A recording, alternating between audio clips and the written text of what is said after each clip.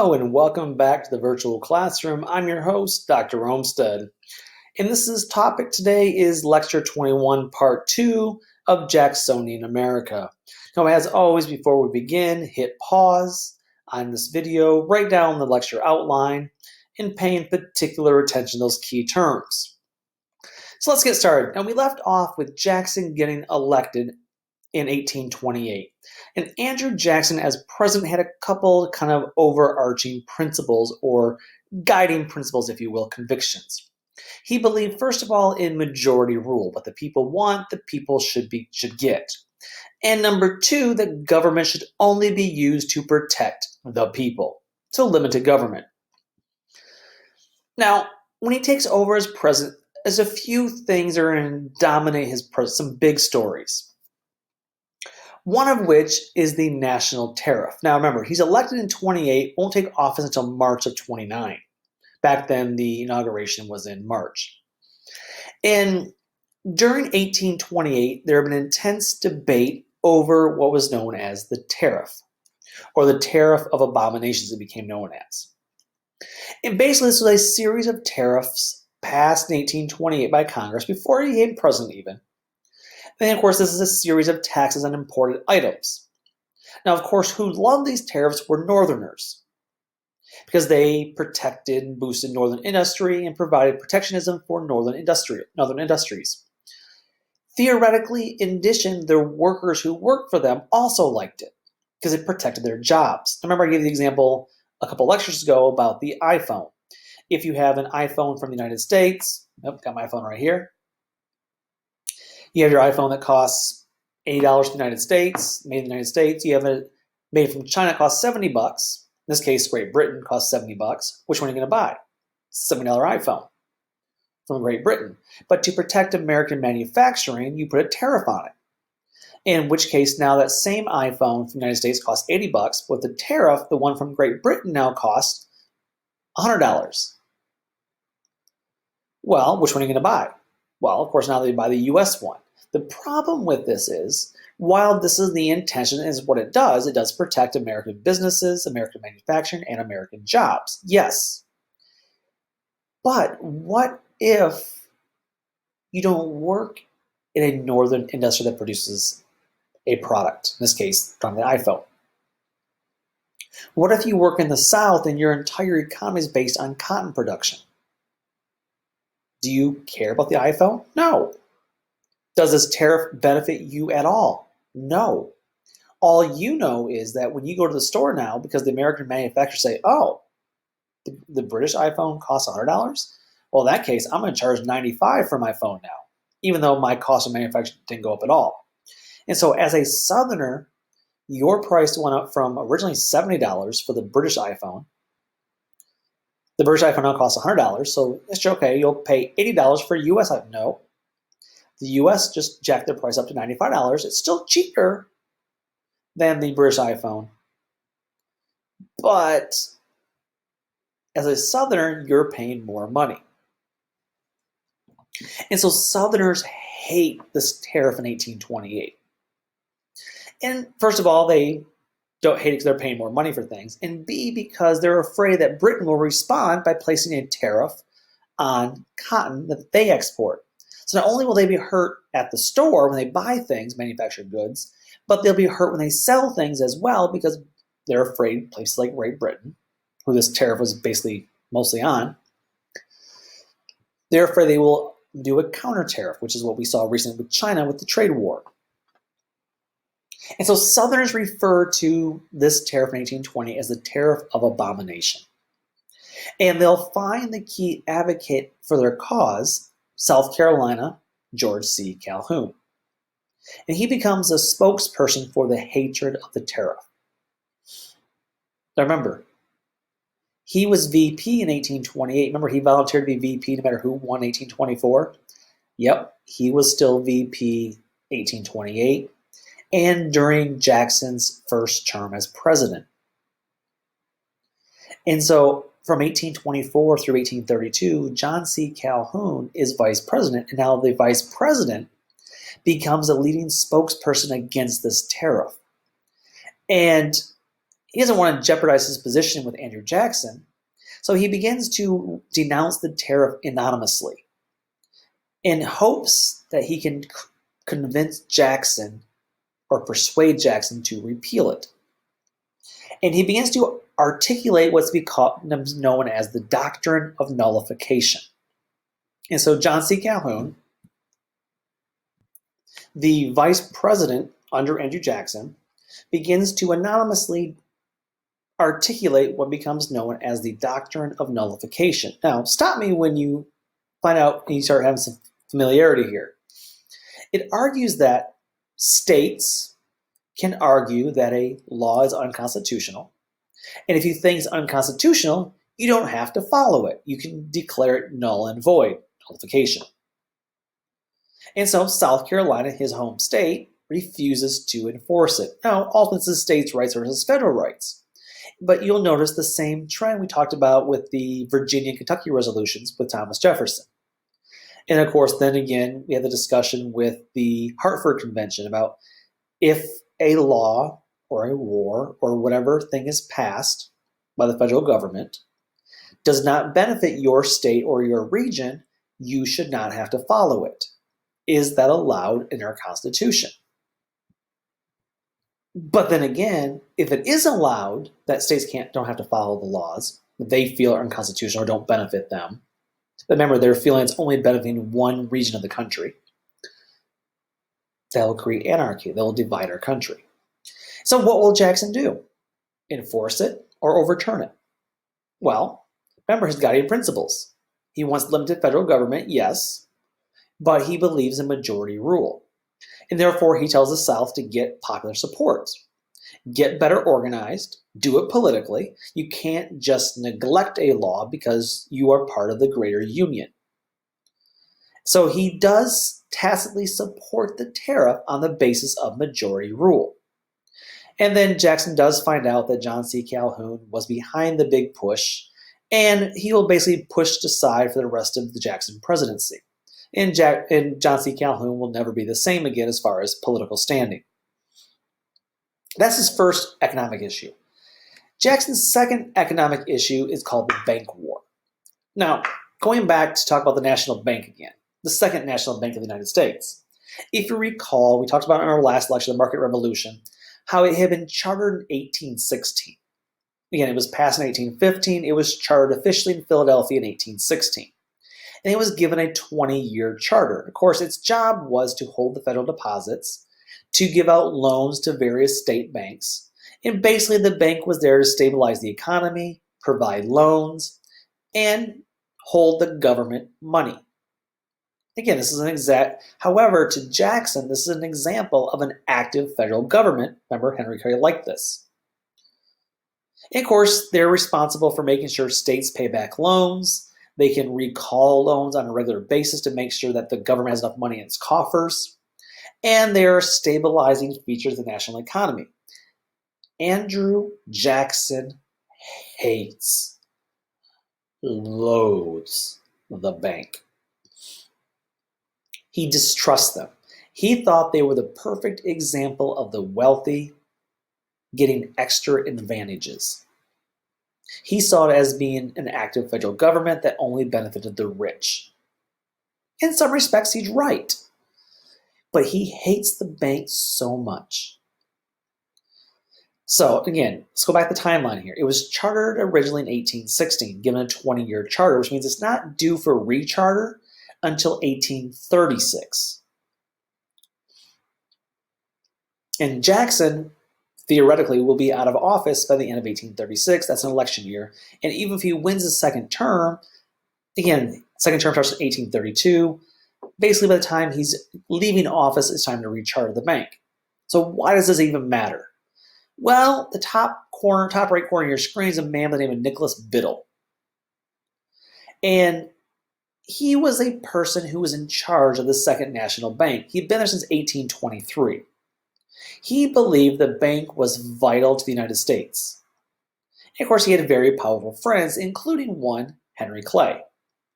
And Clay and Biddle both knew how much Jackson had disdain for the bank. So again, the charter was due to expire in 1836. So Clay and Biddle wanted to recharter the bank early in 1832. Why? Well, it was just the right thing to do, right? The bank was important, everyone liked it. In fact, the recharter bill of the bank swept through Congress easily, but Jackson vetoes it. He believed that Clay was trying to trump him politically or one up him politically. And in many respects, he was. Henry Clay wanted to be president, and he was planning to run against Andrew Jackson in 1832. And he saw the bank issue as being an easy issue to, have a clear difference between he and Andrew Jackson. And so Jackson vetoes it, but decides, you know what? I do believe, even though I hate banks, I believe in limited government. I believe in majority rules. So let's take it to the American people. And the issue over rechartering the bank became the issue in the 1832 election. So the idea was, if you vote for Jackson, you hate the bank. He wants to kill the bank. If you like the bank, you'll vote for Henry Clay. This becomes the central issue defining the 1832 election. And so in 1832, we have the National Republican Henry Clay, big active federal government, versus now just called the Democrat.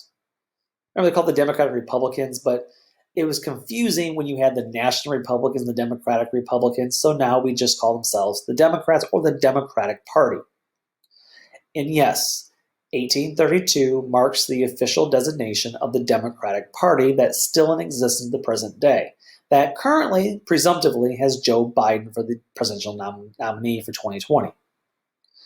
And so in this election, we have the now Democratic Party against the National Republican Party. Of course, back then, it was the National Republicans who believed in big government, and the Democratic Party who believed in small government, the party of Andrew Jackson.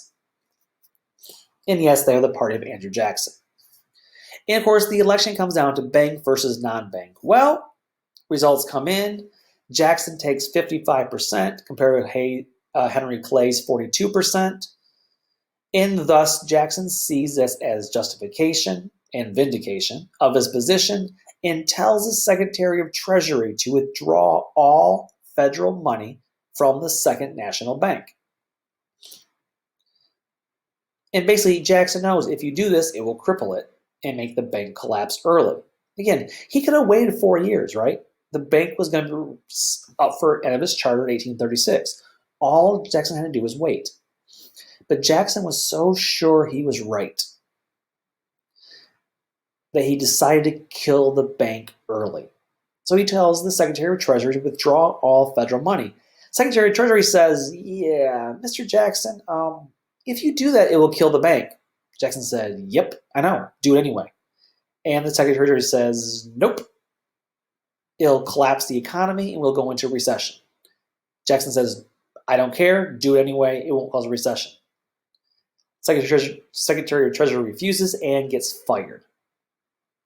So Jackson appoints a new Secretary of Treasury, tells him, hey, withdraw all federal funds from the bank. Second Secretary of Treasury says, sir, that's a bad idea. And he gets fired as well. Again, poor screen of Secretary of Treasuries here. Third guy Jackson hires to be Secretary of Treasury finally agrees to withdraw all federal money, and sure enough, the bank collapses, and sure enough, within a few years, we go into a steep recession and into a large full depression. So sure enough, Secretary of Treasury was right. Oh, by the way, fun fact, we start passing laws that try to limit the president being able to just kick out random people. But I'm sure that'll never happen again in our history. But nonetheless, Jackson will send the country into a recession, into a little depression.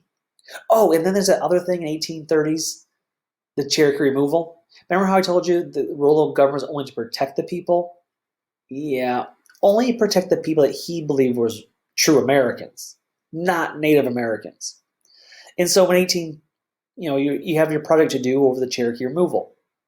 In the 1830s, he will force the Cherokee Indians off their land and push them out west into Oklahoma. And of course, on the way is known as the Trail of Tears when thousands are going to die along the way and die of cold and starvation. But you have a project for that to worry about. Now, during his term in office, there are a lot of economic, social, political, religious changes. And there's a growing number of people who hate Andrew Jackson. In fact, they begin to refer to him as King Andrew. However, by 1836, he's no longer president, so he leaves all these major problems for his successor. But during his time in office, the emergence of a new political party formed, known as the Second American Party System. The difference is with the National Republicans of Henry Clay and John Quincy Adams, they were largely a regional-based party in the Northeast, with the big business interests that backed them. Whereas the Democratic Republicans, led the Democratic Party, kind of had a broad base. What changes, though, in the Second American Party system under Andrew Jackson was that a growing number of people throughout the country, north, south, east, west, grew to hate Andrew Jackson. And other people loved him. He had some very loyal followers. Of course, those who followed him became known as the Democratic Party. The opposing party called themselves the Whigs. Now, if you remember correctly from pre-Revolution, the Whigs were those who opposed the king. They were the patriots who opposed the king. So they call themselves the Whig Party because they opposed King Andrew I, supposedly. And what makes this different than, say, the National Republicans is the Whigs had support all throughout the country, north, east, south, west. And in the Second American Party system, they're campaigning everywhere. People are spending, these large amounts of money now trying to get your party elected. Again, it's very much a modern party politics system. And in the 1836 election, again, this is largely a result of Andrew Jackson himself, along with all the market revolution changes, the revival of the Second Great Awakening, all these coalesce in 1836. We have the Democrats, the Democratic Party, whose founding father was Andrew Jackson, again, previously known as the Democratic Republicans, and they advocate for a small, inactive government, versus the Whig Party, harkening back to the patriots of the Revolution, and they want an active government involved in the economy. They like the national bank. They like tariffs. They like federally funded infrastructural improvement programs like roads and canals. Again, they're polar opposite parties. And of course, the Whigs believe you need to use the federal government for reform and to improve the country. Well, in 1836, the Whigs were just starting off, and so they don't have much support in 1836. But in 1836, you see the picture of King Andrew there, the cartoon. In 1836, the Whigs will nominate William Henry Harrison, the old war hero, who killed or slaughtered the chances of Tecumseh forming, in his brother the Prophet, and then of course ultimately killed Tecumseh in the War of 1812. Mr. War Hero himself will be the nominee for the Whigs. Now in 1836, it's not really a contest. The economy has not tanked yet, and Martin Van Buren wins pretty easily in the election. However, in 1840, it's going to be a rematch. And in 1840, the Whigs are in full force. And as you can see, by this point, Harrison wins a pretty easy victory. Again, he dominates the Electoral College and wins 53% of the popular vote. Why? Well, A, the Whigs are more politically active. They're spending a lot more money in campaign. But also, it is during Martin Van Buren's presidency that the recession and depression hit, thanks to Andrew Jackson killing the national bank. And so sure enough, the Whigs have their victory. In 1840, William Henry Harrison dominates. He takes out the incumbent Martin Van Buren, and the Whigs now have their first president. They have arrived. Now, 1841 in March, he goes to give his inauguration speech. in Washington, D.C., and there's a blizzard in Washington, D.C. His advisors tell him to bundle up because it's cold outside, wear a jacket, wear a parka.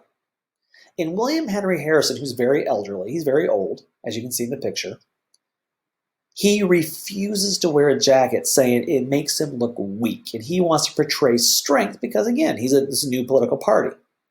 And so stubbornly, he refuses to even wear a big jacket. He gives a 2-hour speech in a freaking blizzard. He catches pneumonia and he dies a couple weeks later. Again, first president to die in office. And so, hey, this was the big victory for the Whigs, but no matter. We have the vice president take over now. Who's that? John Tyler. Wait, who? Yeah, that's pretty much what everyone back in 1840 said, because no one had a clue who he was. So here's what the Whigs know. He was a Whig out of Virginia who was a slave owner. Why is that important? Because you want to win the Southern vote.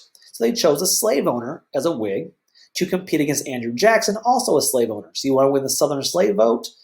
They got John Tyler. Oh, they also know his first wife's name was Letitia, who gave birth to 8 children. He then married Julia after his first wife died, who gave birth to 7 more children, including some while he's in the White House. Oh, fun fact, 2 of his grandchildren, not great-grandchildren, grandchildren, are still living to the present day in 2020, 175 years later. Look it up. It's factual. But back to the story at hand. He becomes known as the accidental president because, again, no one knew who he was. He wasn't elected. Again, he was only there because he was a Southern slaveholder. No one expected Harrison to die. But no matter, he's a Whig, so great. So Congress says, fantastic, we have a new president? Great. So Congress decides to recharter the National Bank. Congress passes it. Tyler vetoes it. Like, wait, that's a little weird. Why would you? No, never mind. Okay, fine. You don't like banks. Okay, maybe. Well, not everyone's perfect. So they pass a new tariff to protect, something Whigs like again. Tyler vetoes it. They're like, wait. You're a Whig. Whigs like banks. Whigs like tariffs. And Tyler says, yeah, you know what? I'm not really a Whig. I just really hate Andrew Jackson. This is why you need to vet your candidates before you put them on the ballot. John Tyler put on the ballot to be the vice president under the Whig Party was not really a Whig in principle, in party platform. He just didn't personally like Andrew Jackson. He believed in small government, though, like Jackson did. And thus, everything the Whigs want to do, Tyler vetoes. So 1840, we have this overwhelming victory for Whigs. And it turns into a stalemate because Tyler doesn't follow anything the Whigs want to do. Now, Tyler's story is not done here, but we're going to pause on John Tyler for a minute. We'll come back to him in a couple more lectures. 2 or 3 lectures from now, we'll come back to him and pick up where he left off. But for now, just know that the Whigs had a resounding victory, but yet it was all for naught and turned into a stalemate because John Tyler, wasn't really a Whig. He just hated King Andrew Jackson. So until next time, though, take care and bye-bye.